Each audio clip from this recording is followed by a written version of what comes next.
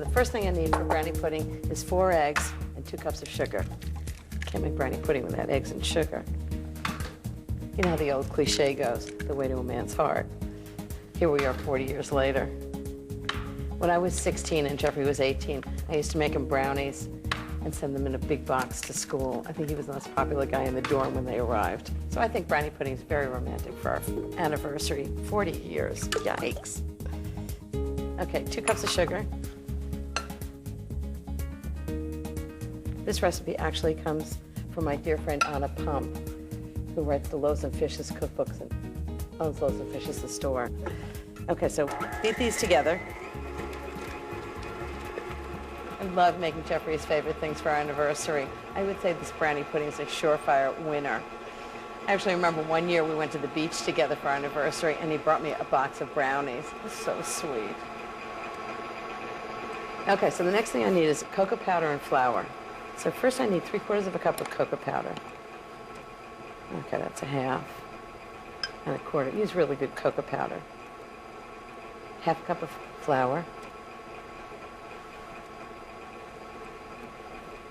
And just sift those together. This is really more like something between a brownie and a pudding. It's very sort of like a molten thing in the middle. It's so good. Okay, I'm gonna put that aside while I put the vanilla in. So I've got 1 vanilla bean, just like that. Love the smell of vanilla, it's my favorite. Just gonna snip off the end and then run my knife right down the middle and scrape out the seeds. And just put them right into the mix. Actually, I'm going to show you what this looks like. It's amazing. It's so thick and light yellow. And when it comes off the beater in a ribbon, it's just like that. There's always one ingredient in a dish that you really can't quite taste, but it makes everything else taste better. And in this one, it's 1 tablespoon of framboise. It's raspberry liqueur. I'm just going to put it on very low speed and just slowly add the dry ingredients. Don't want to make any lumps. So the key about baking this brownie pudding is that it's sort of molten in the middle and it's baked on the outside, so everybody gets a little of each. This smells so delicious. It smells so chocolatey. Fantastic. Okay, the next ingredient is butter. Now don't start with me, you can't make brownies without butter. I've melted 2 sticks of butter and let them cool a little bit. I'm just gonna pour it right in. Anybody who tries to make brownies without butter should be arrested. And for brownie pudding, it makes it very wet and delicious. Perfect.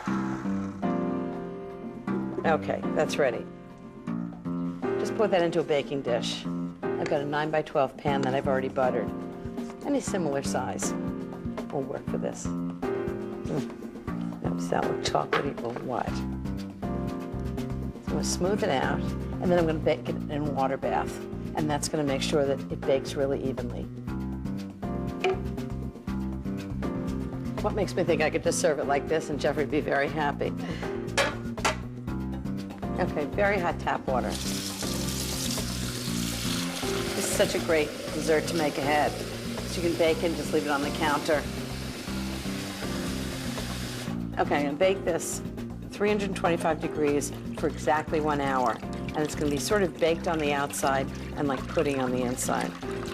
Poor Jeffrey's changing his desk today, but we have a plan to meet at 7 o'clock. I can't wait. So now the test to see if it's done.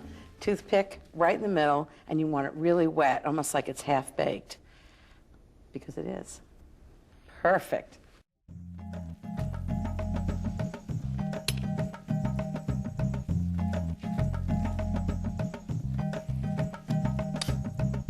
And a little ice cream to go on the brownie pudding. I love Jeffrey's idea of having a romantic dessert under the stars.